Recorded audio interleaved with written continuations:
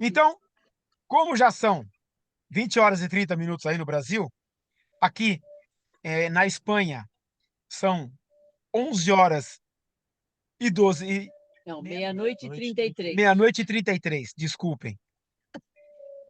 Tudo complicado. Minha esposa acabou de falar como é atrapalhado esse homem. 19h33 aqui. Misericórdia. Pastor Wilson, eu vou pedir a gentileza do pastor orar, pedindo a bênção e direção de Deus para o estudo dessa noite. Pode ser, querido? Amém. Amém, pastor. Amém. Meus amados irmãos, vamos orar então, agradecendo a Deus. A palavra gratidão e submissão ao Espírito Santo de Deus para que possa nos instruir acerca do reino e da palavra. Pai, nós queremos nesta noite agradecer mais uma vez ao Senhor pelo privilégio, Pai, de estarmos reunidos como igreja, como corpo de Cristo, estarmos reunidos aqui, ó Deus, nesta noite para estudarmos a tua palavra e pedimos que haja revelação, não apenas a informação, não apenas o logos, mas precisamos do rema, a revelação do Senhor no nosso espírito. Aquilo que o Senhor quis transmitir para Paulo, esse mesmo espírito, então, possa nos revelar nessa noite qual é a intenção do Senhor, qual é a intenção do nosso Deus.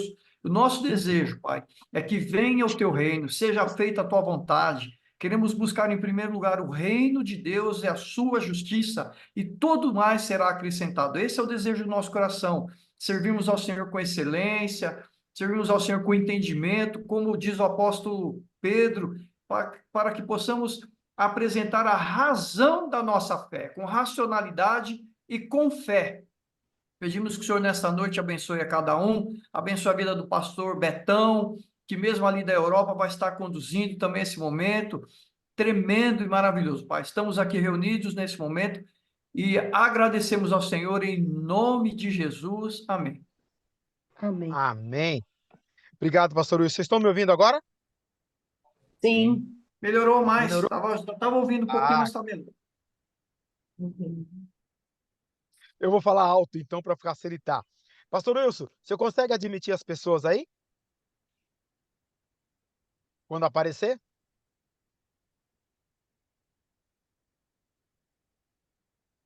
Pastor Wilson Já está com o admiti a irmã microfone Maria já desligado. hoje aqui, então estou conseguindo. Isso. Ok, ótimo. Então vamos lá. Semana próxima passada, houve, para quem ainda não, para quem assistiu o vídeo da aula ou assistiu a aula, entrou com a conversa ficou justamente naquela condição. E aí, Paulo tá falando justamente nesse episódio, é da sua segunda viagem ou é da sua terceira viagem ou quarta viagem? Ou qual viagem que Paulo viajou na Batatinha? Esse negócio de viagem é tudo uma viagem?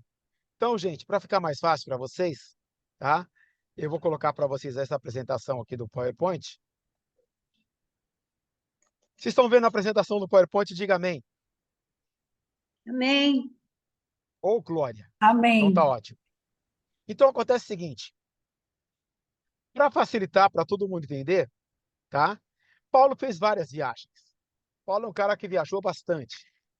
As suas viagens, tá? Começaram quando logo depois que ele aceitou Jesus, pois ele estava a caminho de Damasco, teve aquela visão e naquela visão ele desceu ali até aquela casa que ele ficou alguns dias com os olhos vendados.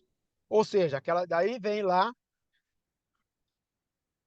recebe a oração, os seus olhos caem como que 2 escamas, ele volta a enxergar. Dali, ele fica 3 anos na Faculdade Teológica Batista do Senhor Jesus Cristo.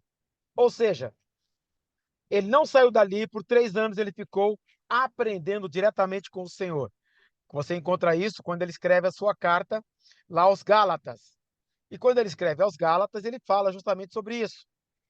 Ele sobe a Jerusalém, seria a sua primeira viagem não missionária. Ele sobe a Jerusalém, e quando ele sobe a Jerusalém, ali ao Concílio de Jerusalém, e no Concílio de Jerusalém, Paulo está realizando uma viagem. Depois disso, Paulo ele é ordenado, ou seja, como apóstolo aos gentios.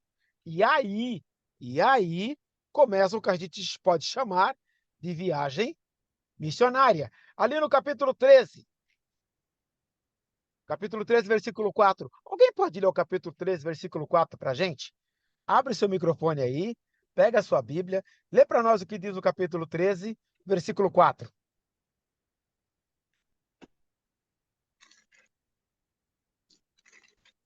Atos dos Apóstolos, capítulo 13, versículo 4. Alguém pode abrir o microfone e ler? Assim, estes, enviados pelo Espírito Santo, desceram a Seleucia e dali navegaram para Chipre.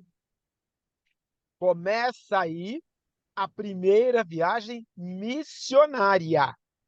Qual é o propósito de Paulo? De anunciar o evangelho depois de que ele teve do concílio. O que acontece? Ele foi enviado como apóstolo aos gentios. E a descrição dessa viagem aí vai até o capítulo, até o 14, até o versículo 26. É a descrição da primeira viagem de Paulo. Então aí temos a primeira viagem de Paulo, que vai do capítulo 13, versículo 4, até o capítulo 14, versículo 26. Ele faz uma viagem que ele começa passando ali por Chipre, e passando por Chipre, tá? Ele vai anunciando o evangelho e vai descrevendo o que está acontecendo. O livro de Atos, o Lucas, ele é muito feliz nessa descrição e vai contando o que aconteceu com Paulo durante a sua viagem. Primeira viagem. E ele retorna. Paulo vai e retorna. Quando ele retorna, ele retorna ali na Antioquia e desce depois para conversar com a igreja. Olha, a viagem foi muito legal, foi muito boa, as pessoas aceitaram Jesus. E aí o que acontece? Aí ele começa, para você ter uma ideia, para você que está vendo a telinha aí, tá? Olha só, ele sai da Antioquia, passa por Chipre, de Chipre ele entra lá em Perge, Lista, Derbe, tá? Icônio, Antioquia, tá? Passa por todas as regiões e volta, passando por Pergo, depois passando novamente ali por Chipre e volta a Antioquia. Essa foi a primeira viagem missionária do apóstolo Paulo. Terminou a primeira viagem? Puxa vida, o cara é muito legal. Esse Paulo é fera mesmo. Terminou a primeira viagem, o que ele faz? Ele vai para a segunda viagem, que começa ali no capítulo 15, versículo 36. Alguém pode ler o capítulo 15, o versículo 36 para todo mundo? Atos dos Apóstolos, capítulo 15, versículo 36.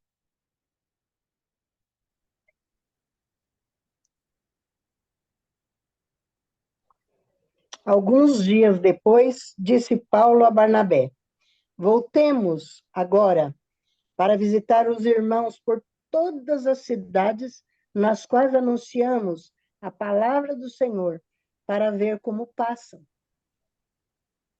Excelente.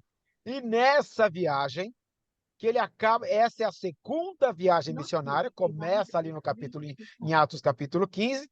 Nessa viagem missionária é onde ele chega ali e ele tem a visão do macedônio, e nessa visão do macedônio, ele entra na Macedônia. Quando ele entra na Macedônia, ele tem o primeiro encontro, ele encontra com a vendedora de púrpura, Lídia, que na verdade Lídia era da Ásia Menor. Ele queria ter ido para a Ásia, mas o Espírito mandou para aquela região, para a Macedônia, com a visão do macedônio. Lógico, só tem visão do macedônio quem é cheio do Espírito, só tem visão do Senhor quem está selado com o Espírito Santo da promessa. Paulo teve essa visão, e com essa visão ele avança em direção à Macedônia. E no avanço em direção à Macedônia, o que acontece? Aquela jovem que adivinhava, que ficava falando lá, olha, eles são homens de Deus e tudo mais. Ele expulsa o demônio, e quando ele expulsa esse demônio, os donos dessa escrava ficam furiosos e inventam história que falam que eles estão pregando contra Roma e prendem Paulo e Silas. E é nessa noite que eles estão presos que lá pela meia-noite eles oram e o Espírito Santo faz uma obra maravilhosa ali. As correntes se rompem, os grilhões se rompem, todos são soltos. E quando o carcereiro pergunta, o que eu posso fazer? O que eu vou fazer agora? Lembra da pergunta? Atos 16, 31. Crê no Senhor Jesus Cristo, será salvo tu e tua casa. E essa história vai, Paulo sai dali fugido depois, ele passa por Corinto, ele tem a experiência em Corinto, e depois ele vai para Atenas. Aliás, melhor, ele passa em Atenas, aqui quando é descrito naquele momento no Areópago, que ele fala a toda Atenas, depois ele desce para Corinto. E de Corinto, ele escreve a carta aos Tessalonicenses, por onde ele não passou. É muito importante que se diga isso. Paulo escreve aos Tessalonicenses, mas ele não passou aos Tessalonicenses. Ele recebeu a notícia de Timóteo. E Timóteo vai levar a carta aos Tessalonicenses, e depois que ele recebeu as notícias, que a igreja estava forte e tudo mais, aí ele escreve essa carta e depois ele escreveu uma segunda carta. Aí ele vai, esse texto, essa viagem, você está lá, vai até em Atos, capítulo 18, versículo 22. Perceba, segunda viagem missionária. E olha só, ela começou lá embaixo, desculpem, passei o texto sem querer.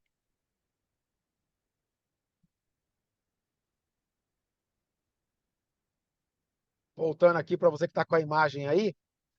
Olha só, ele começou subindo lá de Cesareia, passou lá pela Antioquia, depois ele foi para Filipos, onde Filipos falou com o povo, depois ele subiu lá para Derbe, Listra, Icônio, Antioquia, que seria toda a região ali da Antioquia, e Cesareia, e também, bem lembrado, ele foi para Antioquia, Antioquia da Psídia, que fica lá no alto, deixa eu marcar aqui com o apontador para vocês, Antioquia da Psídia. Seguiu viagem, atravessou de barco, com toda certeza, foi onde ele entra em Filipos. Depois de Filipos, ele parte tudo região da Macedônia. E aqui, Tessalônica está por aqui, ó, onde eu estou marcando com o apontador de laser. Daqui ele desceu, ele saiu daqui fugido, passou por Corinto, e de Corinto ele foi para Atenas, na Grécia. Melhor, eu inverti de novo. Ele foi primeiro para Atenas e depois ele vai para Corinto. E volta. E volta. Aí depois disso, ele tem uma terceira viagem. E essa terceira viagem, que é uma viagem, vamos assim dizer, a última viagem missionária, ele sai de lá da Antioquia, percorre aquele mesmo caminho, passando pela Macedônia. Da Macedônia, ele visita quase toda a região pelo qual ele já havia percorrido. Esta, então, terceira viagem missionária de Paulo. E ele faz uma quarta viagem que não é missionária, quando ele está preso e ele é levado em direção a Roma. Até aí, tudo certo? Aí nós entramos no capítulo 2, onde Paulo começa a fazer o que a gente chama de apologética, ou seja, a apologia a alguma coisa. A apologética é aquele que faz apologia, a aplicação da apologia dentro de uma visão. E tem algumas coisas que maravilhosas que a gente vê no capítulo 3, que é justamente Paulo fazendo apologética e trabalhando a visão juntamente com os tessalônicos. E aí nós entramos no texto, que é o mais importante, entrar no texto. Por isso, quando não podemos mais suportar, achamos por bem permanecer sozinho em Atenas. Ele descrevendo quando ele saiu de lá de Atenas, tá? E assim enviamos Timóteo, ou seja, enviou o que ele tinha de melhor, Timóteo, que era o seu fiel companheiro, seu amigo, escudeiro, e também, claro, seu discípulo. Perceba que até aqui, Paulo não fundou nenhuma igreja. Paulo fez discípulos, porque o discípulo faz outro discípulo. E ele fala quem é Timóteo, nosso irmão e cooperador de Deus no Evangelho de Cristo, do mesmo jeito que o pastor Wilson é meu cooperador e eu sou cooperador dele. Você percebeu que nós trabalhamos em conjunto? E um amigo ajuda o outro ajuda um. Qual é o propósito de ele ter enviado Timóteo? Para fortalecê-los.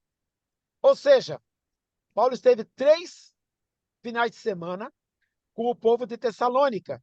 E em 3 finais de semana, ele pregou o evangelho, e não só pregou o evangelho, mas como descobriu que de Tessalônica até Colossenses aceitaram Jesus. E não só isso, estavam firmes, estavam buscando servir ao Senhor, estavam buscando andar de acordo com a vontade do Senhor. E também dar-lhes ânimo na fé. O que acontece? Ele estava enfrentando ali a oposição dos judaizantes. Os judaizantes que não queriam que o povo deixasse de seguir a lei. E também havia o problema lá da cultura romana. Veja bem, era uma colônia romana, a Macedônia era uma das principais colônias romanas. E não só em termos de costume, de vestimenta, mas também com questão de resposta a César, de quem era a autoridade máxima e de quem era o senhor da vida deles. Naquele período, o imperador tinha nas suas mãos até a vida das pessoas. Então, tinha também a cultura greco-romana, que era fortíssima nesse período. E nesse período greco-romano, eram pessoas que tinham, com toda certeza,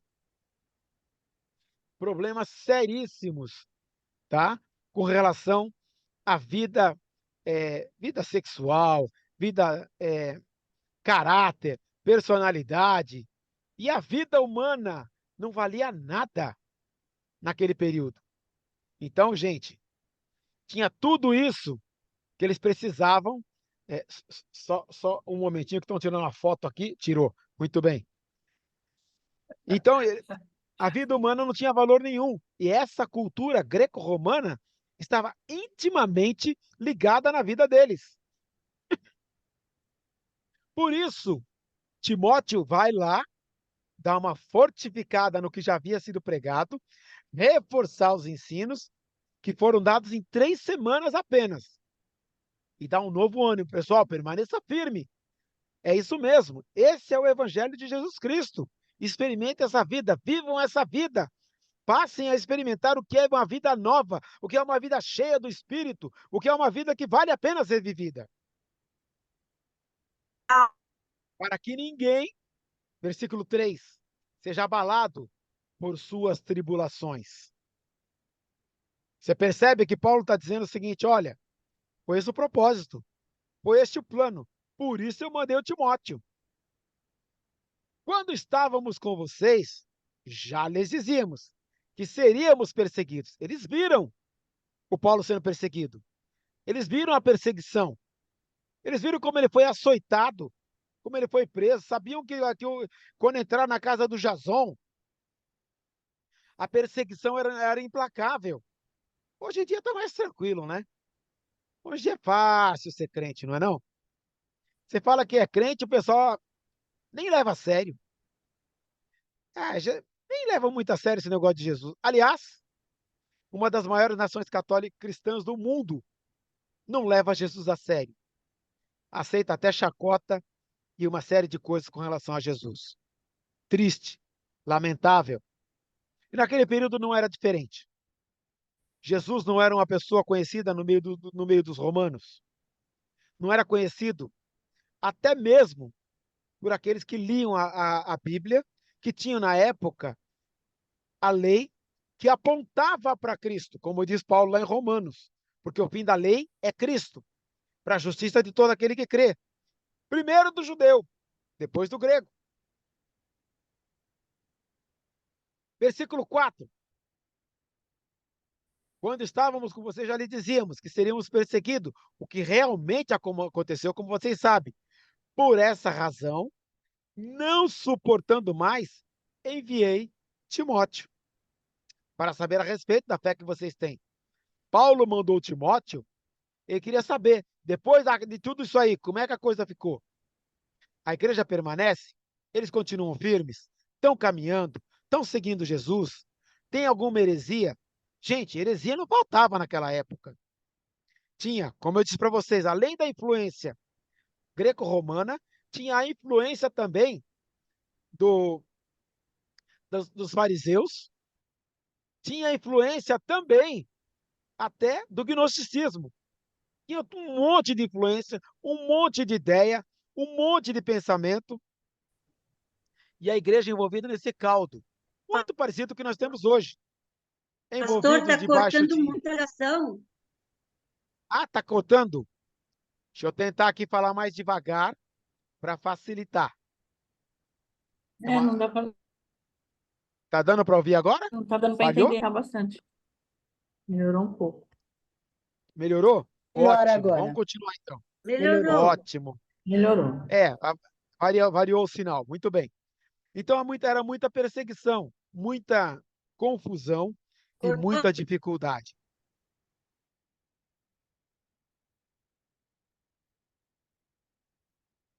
Deixa eu fechar a minha imagem. Assim a gente ganha em termos de desempenho. Só um minuto. Eu vou aproveitar,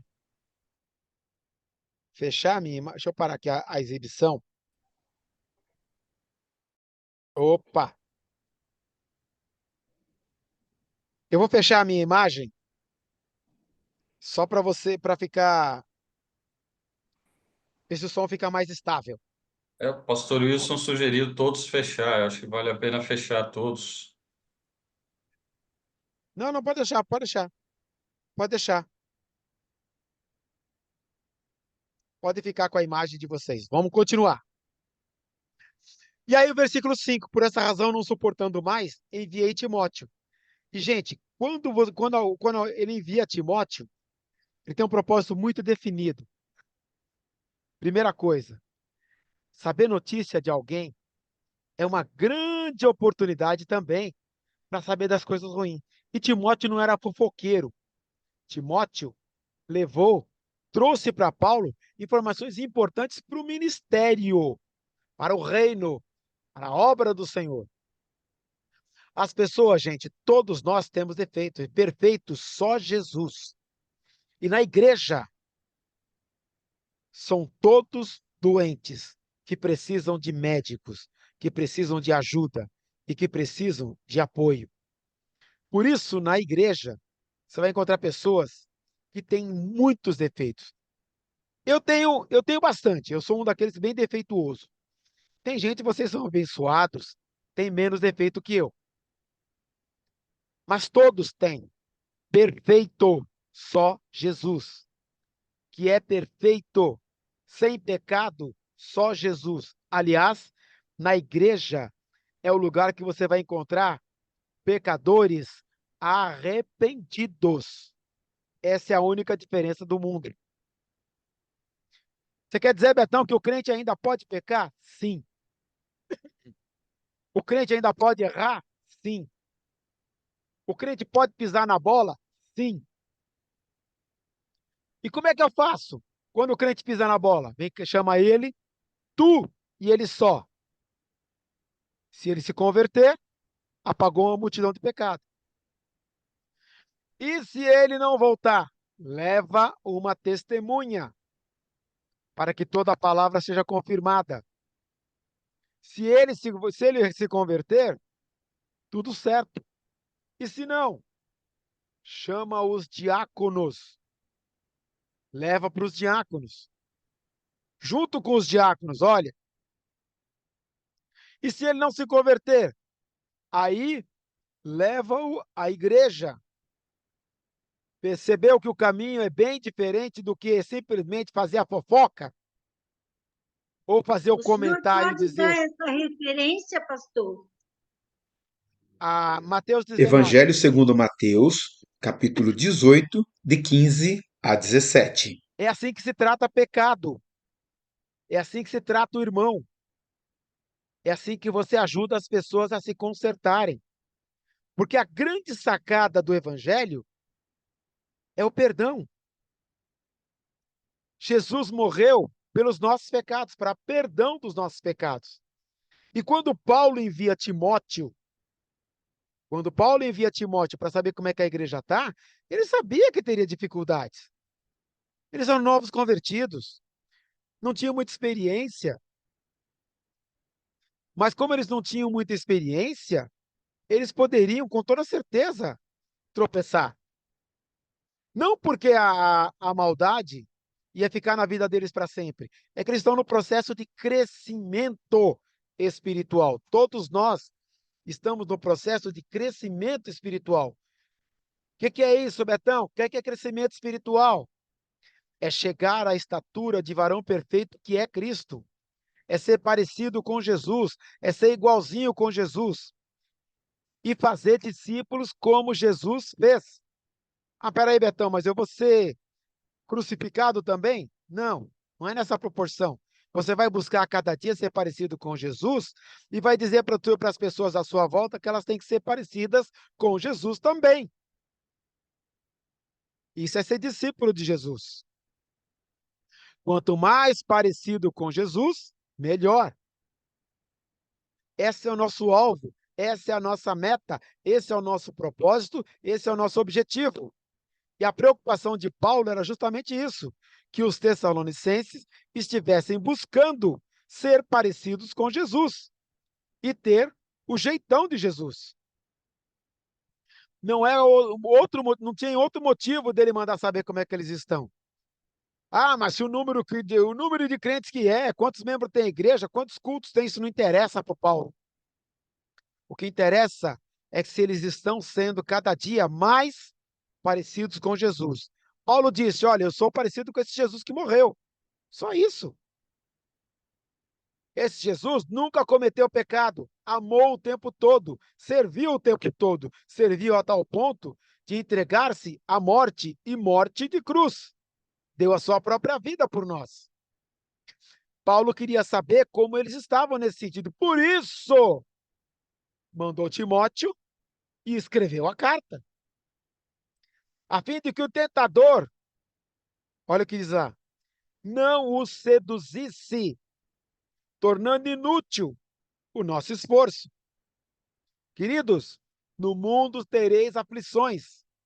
Tem de bom ânimo. Jesus disse, eu venci o mundo. E outra, todos nós somos tentados. Quando Tiago escreve, ninguém diga que de Deus foi tentado, porque Deus a ninguém tenta. Cada um é tentado quando engodado, envolvido pela sua própria concupiscência. A palavra concupiscência é a mesma coisa que gostinho pelo pecado. Nós somos tentados no gostinho que nós temos pelo pecado. A carne velha, desculpa a expressão, tem a tendência pecaminosa. A Bíblia diz que os nossos pés se apressam em derramar sangue. Romanos 3, 23. Não há um justo sequer. Todos pecaram. Romanos 6, 23. E destituídos estão da glória de Deus. Essa que é a verdade humana. Enquanto a gente estiver nessa terra, não somos perfeitos. E é por isso. Pisou na bola, querido. Escorregou. Deu uma mancada. 1 João 9 diz, se confessarmos os nossos pecados, ele é fiel e justo para nos perdoar os pecados e nos purificar de toda injustiça. E Deus é misericordioso, está com os braços abertos, esperando o nosso retorno. Lembra a história do filho pródigo? O pai está lá esperando o filho voltar. Assim é Deus, ele nos ama, somos filhos amados e ele quer ter relacionamento conosco. A única coisa que nos separa de Deus é o pecado. A única coisa que nos distancia de Deus chama-se pecado. Por isso, Paulo, quando sabe que nós podemos ser tentados, ele diz, a fim de que o tentador não o seduzisse, tornando inútil o trabalho que ele fez. E olha o trabalho que ele fez, foi um trabalho de entregar sua vida para a obra, a ponto de ser chicoteado e preso. Olha o amor desse homem por essas almas. E aí todo esse trabalho ser perdido, não podia deixar, né? E aí por isso Paulo escreve dessa maneira. Deu para entender aí? Seguindo em frente. Opa, passei.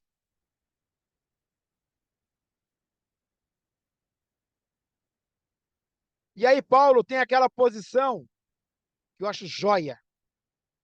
É a posição de quê? Pastor, que cuida do rebanho. Ele procura saber como o rebanho está, qual a situação do rebanho. Ele está cuidando daqueles para quem ele anunciou o evangelho. Lógico, ele não podia estar com eles. Ele não podia fazer o processo de discipulado completo com eles. Mas como pastor, ele quis saber como é que ele estava, ele foi atrás, ele mandou carta, ele mandou o Timóteo, ele se importava com as pessoas. Então, em seu coração, o rebanho era a essência do seu ministério, mesmo que a sua vida fosse colocada em risco. E ele não para por aí. Quando eu falo em pastor, gente, a gente lembra de algumas pessoas, algumas figuras ilustres para a gente, né? Um cara que eu gosto muito, pastor Marcos Grava. Esse é pastorzão mesmo. É aquele que manda a gente ir atrás, está preocupado, está levando a igreja a trabalhar discipulado, está tentando, procurando fazer. Mas pastor mesmo, preocupado com o rebanho, que dirige o rebanho, que cuida do rebanho, que orienta o rebanho, que diz a direção que a igreja tem que tomar. Estamos trabalhando agora igreja discipuladora, visão discipuladora. Ele cuida, ele sabe. Agora é a pior parte. Pastor vai dar conta das almas que Deus colocou em suas mãos. Pastor é aquele que leva o rebanho para a comida certa, direciona para a Bíblia, aponta para a Bíblia, direciona para que o rebanho seja bem alimentado e alimentado de boa comida. Queridos, pastor tem esse cuidado e ele também consola. Paulo, lá no capítulo 3, do versículo 1 até o versículo 5, é um trabalho de consolação. Queridos, envolve, abraça, aconchega, aproxima, tá? Aí a gente vê o zelo dele pelas pessoas, vê o cuidado dele. E lógico, quando ele fala do caráter de Timóteo, o que é isso? Consolador. Opa, o Timóteo está comigo, está levando a carta em mãos e na carta está falando dele, de quem ele é, de como ele é bom, de gente boa que ele é. Consolo. Timóteo, nosso irmão e cooperador de Deus no Evangelho de Cristo. A palavra cooperador, tá? Ela traz o sentido daquele que vai estar sempre junto, sendo parceiro e vai estar servindo. Semelhante, ele não usa diáconos, aí, que é uma outra palavra em grego. A palavra aqui é outra, tá? A palavra aqui é sinergon, que é igual parceiro, auxiliar, cooperador, sócio. Sinergon é sinônimo de diácono, porque a palavra diáconos é a mesma coisa, parceiro, auxiliar, que tem a função de servir as mesas. E lógico, fortalecer, dar ânimo na fé. Esse é o propósito da carta. Um dos propósitos é esse, da carta, tema da carta. Fortalecê-los, por quê?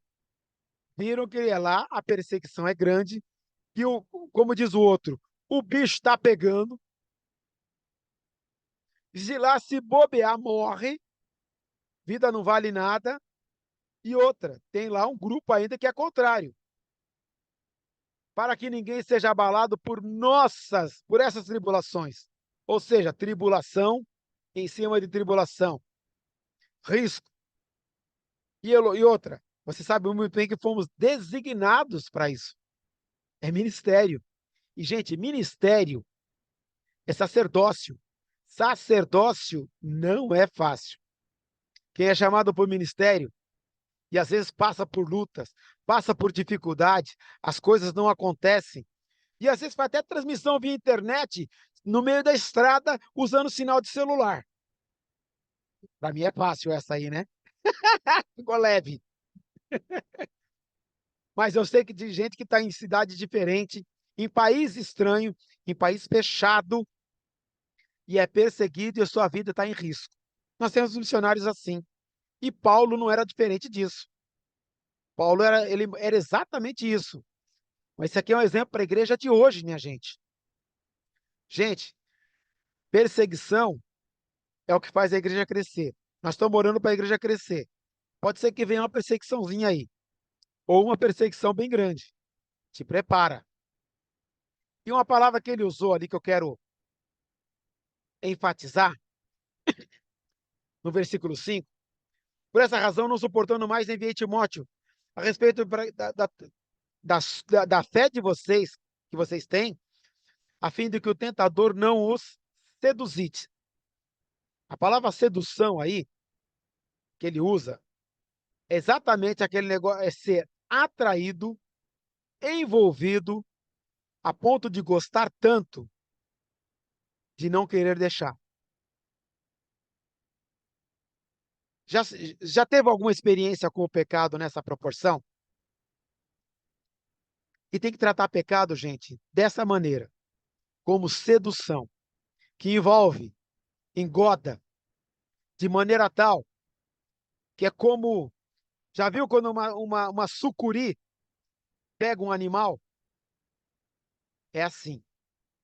O animal nem percebe, sente o outro animal em volta, e quando percebe, está estrangulado, está engodado e é engolido. O pecado faz isso. Versículo 6. A igreja resistiu. Agora, porém, Timóteo acaba de chegar da parte de vocês. Olha que legal. O Timóteo chegou fazendo o quê? Dando boas notícias a respeito da fé e do amor que vocês têm.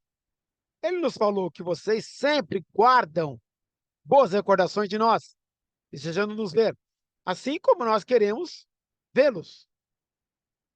Veja só, não trouxe mentira, não trouxe boato, sabia que ali tinha mentira contra Paulo, sabia que ali tinha perseguição, sabia que havia falsos testemunhos, boatos, e uma oposição, inclusive, física. Paulo foi preso, apanhou.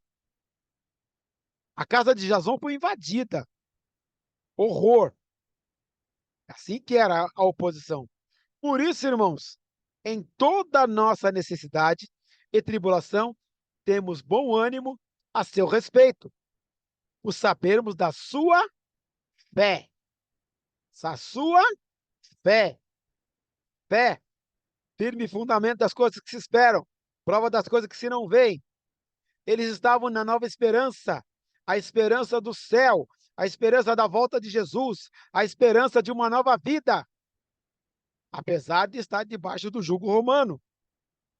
E, pois agora vivemos, visto que vocês estão firmes no Senhor, firmes no Senhor, firmes no Senhor, com tudo que está acontecendo em volta deles, com toda a problemática, com tribulação, com medo, com perseguição, permaneçam firmes.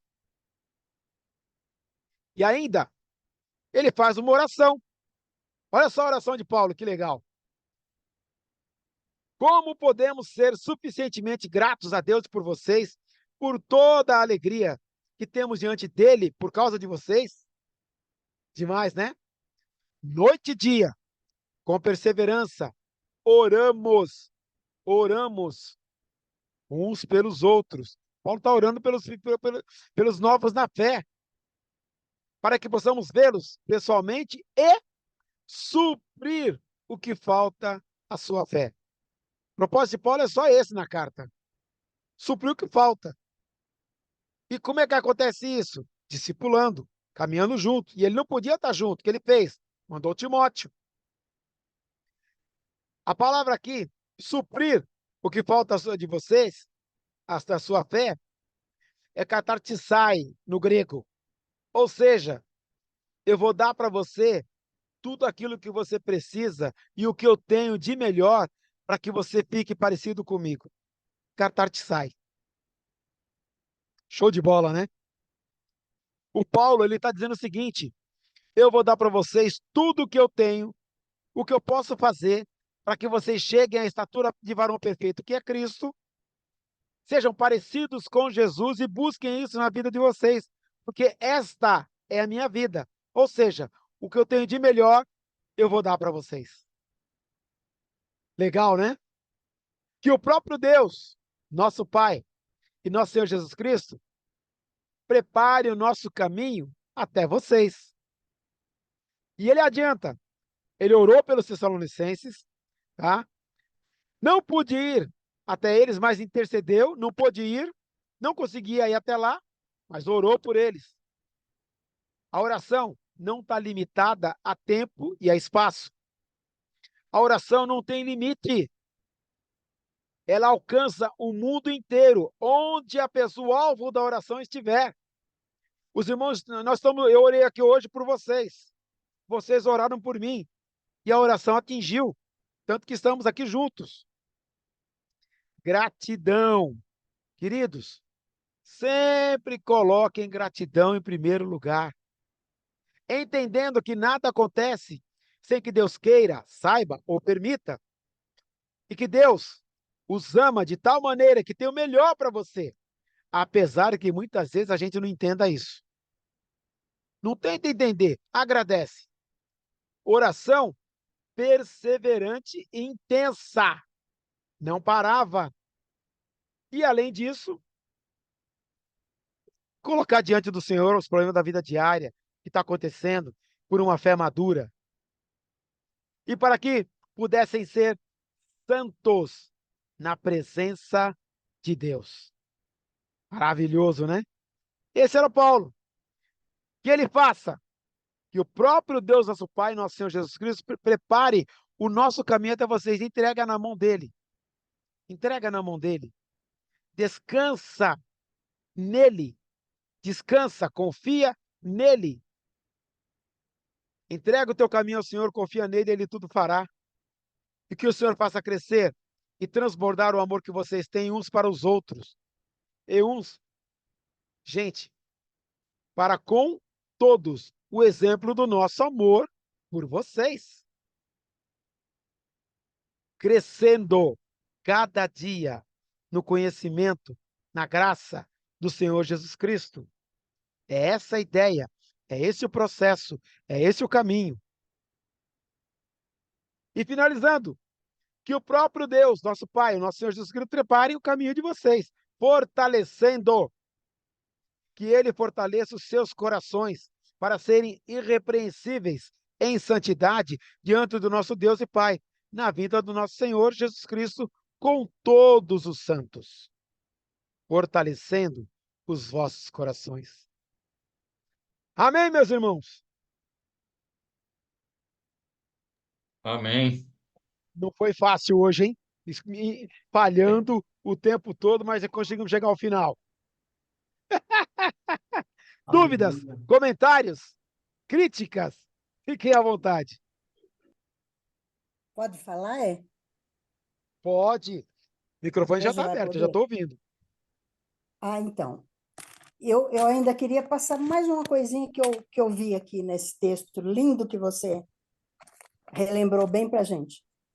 No 2,18, ele fala assim: quisemos ir até vós, mas não somente uma vez, mas duas, principalmente eu. Contudo, Satanás nos barrou o caminho.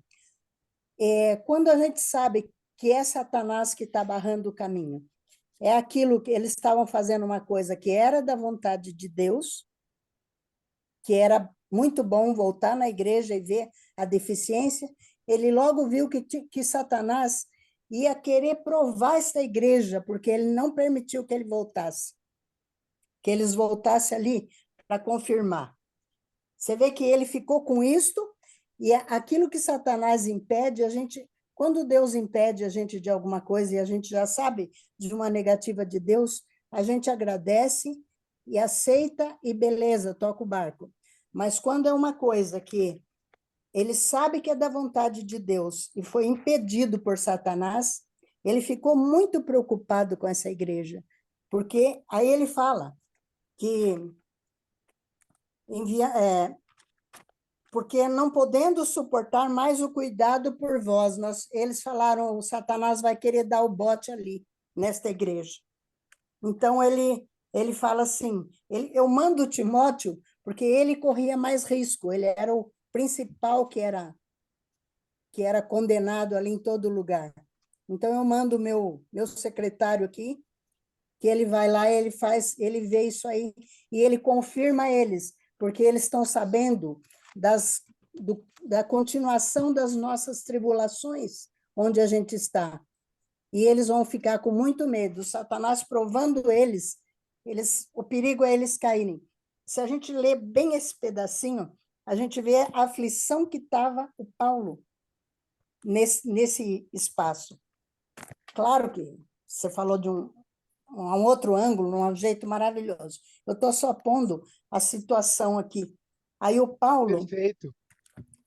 aí ele fala que o tentador vos provasse, sabendo que o que a gente continuava passando não foi só antes, durante aí o tempo de vocês, mas vocês estão sabendo tudo que se passa com a gente nessa caminhada.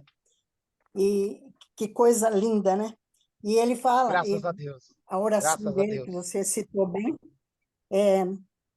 nós estamos orando a Deus para ver vocês pessoalmente. Aí ele fala, mesmo a gente nessa situação de sofrimento que nós estamos, só de saber que vocês estão bem, porque ele não foi lá para exortar não, para admoestar. Ele foi só para exortar, que é para dar ânimo e consolo. Isso. Eles só para aquilo que Satanás queria fazer, eles foram lá só para ajudar essa igreja. E aí, Muito bem, exatamente. ele fala assim, aí vem para o consolo e para a exortação e para o consolo, e ele fala assim, e nós vamos continuar orando para ver vocês pessoalmente. Pode ver que ele cita na oração dele no 10, que eles estão orando noite e dia para vos ver pessoalmente e reparar o que está faltando ainda para a fé de vocês amadurecer cada dia mais. Não era para tirar o pecado, não. É para vocês crescer nessa Exatamente. fé. E aí ele fala... Perfeito, meu Marilis. Aí, Perfeito, obrigado. Aí que coisa Obrigado pela linda. sua Aí ele fala colaboração, assim, querida. que Pode eles falar. vão mesmo. Maravilha. Não, era só esse detalhe que eu tinha sentido lendo aqui. Eu queria Pastor só Wilson, fica colocar à uma vontade. palavra dentro disso que a irmã colocou. Acho que a palavra é Timóteo não foi lá supervisionar, né? Como ela falou, foi para dar ânimo e consolar, né? Ele foi Boa como palavra, obreiro, pastor. como servo, né? Sinergon foi Exatamente. como servo, ministro foi para ministrar e para fazer aquilo que Paulo, com um coração de mãe e pai ao mesmo tempo, né? É igual eu vi Exatamente, um como foi jovem tratado falando, no... né, que ele sabia que às vezes ele estava na festa, demorava um pouquinho mais, ficava conversando do lado de fora, atrasava um pouco, mas ele sabia, minha mãe está acordada lá. Então, em vez dela buscar Boa. o próprio, sua satisfação pessoal própria, aquele coração de mãe fica lá ligado, nem vou dormir, perdi o sono. O sono é meu benefício próprio, mas por conta desse pequeno que não chega, eu não durmo também. E Paulo devia estar assim, né? Eles estão lá, eu estou aqui, meu coração igual de mãe, igual de pai, está sofrendo. Só queria falar isso. Amém. Para quem não viu a aula número 2, o pastor Wilson trouxe, justamente trabalhou bem esse tema. Muito obrigado, pastor. Excelente. Moça Eli, abre seu microfone que está fechado. Pode falar, querida. Pastor, a diferença de enviar alguém para fazer um relatório, como fez, por exemplo, Neemias, não é? Lá em Jerusalém, ele foi estudar o terreno para fazer um relatório e, com esse relatório, determinar as estratégias para levantar aqueles muros e recuperar a cidade. Timóteo foi com um objetivo, foi enviado por Paulo, mais ou menos com esse objetivo, o que é diferente de enviar alguém para fazer fofoca. Com certeza. Eu acho que eu Aí deixei isso muito bem claro, né? eu conheço gente que manda pessoas para reunião, para a pessoa trazer relatório como fofoca. Está E repreendido em aí, nome de Jesus. tem aquelas reuniões que ninguém entende nada, fica todo mundo assim, que eu fiz? O que Então, gente, aconteceu? por isso que eu deixei muito claro Falta de como é que tem que ser feita sabedoria, a né? coisa. E Todo mundo Paulo sabemos e enviou Timóteo com sabedoria. espero que todos tenham aprendido isso. Essa ideia. É esse o propósito. Obrigado, irmão Sueli. Mais alguma dúvida? Comentário? Crítica? Sugestão? Eu achei Me comprometo. bacana, pastor. Pode falar, Achei querido. Pode bacana, falar. achei bacana o paralelo que você colocou o tempo todo na atitude de Paulo, a de Timóteo, trazendo ensinamento de posturas para a gente, em todas elas, né? E parte final é de oração, ficou mais claro, né? Então, acho que isso enriquece bastante o estudo. Não estamos só estudando, mas estamos vendo coisas práticas para a gente fazer. Porque nós somos exatamente o que eles são, né? Com certeza. Graças a Deus. Obrigado, querido. Palavra de sabedoria. Muito bom. A gente está procurando trabalhar nessa direção mesmo. Graças a Deus. Amém. Privilégio estar com vocês. Me comprometo no próximo encontro ter uma conexão mais estável. Tá ok? E eu vou pedir para a auxiliadora abrir o microfone e agradecer a Deus pela esse nosso encontro de hoje. Antes, boa viagem, tá? Boa viagem. Obrigado, Continua querida. acreditando bastante. Traz para a gente um relatório bom. Boa! Aí, vou trazer um relatório, sim. Obrigado, querida. Posso orar, pastor? Sim, Tá querida, me fica à ouvindo? vontade na presença do Senhor. Estou te ouvindo, alto e Tá me claro. ouvindo? Tá bom, Sim, alto e então. claro. Senhor, nós queremos agradecer ao Senhor, bendizer o teu nome, Deus, pela tua fidelidade. Realmente, Deus, a tua palavra é viva e eficaz. Deus, eu concordo com a palavra do irmão, que à medida que nós vamos lendo o texto, nós vamos aprendendo maneiras de aplicar na nossa vida pessoal aquilo que temos aprendido. Pai, dá sabedoria para nós, na nossa vida diária, Deus, que esse estudo ele possa permanecer no nosso coração e que nós possamos seguir os passos e sermos bons discípulos, ó Deus. Nós possamos, ó Pai, estarmos intercedendo pela tua igreja, por aqueles que começaram a caminhar, por aqueles que precisam de um apoio, de um amparo. Deus, é realmente para isso que o Senhor está nos instruindo, Pai. Continua trabalhando a nossa mente, o nosso coração. Louvo ao Senhor pela vida do pastor Betão, pela vida dos demais irmãos em Cristo, por todos os professores de escola dominical que o Senhor tem levantado, ó Deus, com sabedoria, com graça, para nos ensinar, ó Deus, para que possamos chegar mais perto do Senhor. Muito obrigada por essa aula de hoje, Deus. É que eu peço e já agradeço em nome de Jesus. Amém. Amém. Queridos, Deus os abençoe. Um restante de Amém. semana Pastor. abençoado para vocês. Obrigado pela presença de vocês e aqueles que vão assistir no vídeo. Muito obrigado pela sua participação também. Deus abençoe a todos. Muito Amém. obrigada Tchau, pelo tchau. privilégio. Amém. Deus Deus abençoe. abençoe. Fiquem na paz. Até mais. Amém. Tchau, tchau. Paz. Bom passeio, Boa pastor. viagem aí. Obrigado, queridos. Deus abençoe.